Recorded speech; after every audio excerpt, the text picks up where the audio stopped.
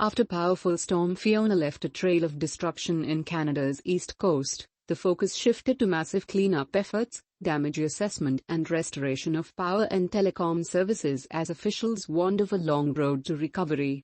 The historic storm slammed into eastern Canada with hurricane-force winds, forcing evacuations, uprooting trees and power lines, and reducing many homes to just a pile of rubble. The Canadian Hurricane Centre estimated that Fiona was the lowest pressured landfalling storm on record in Canada. Despite the intensity of the storm, there were no serious injuries or deaths, which government officials said was a result of residents paying heed to the repeated warnings. Government officials said the full scale of the destruction will only be known in the coming days and weeks.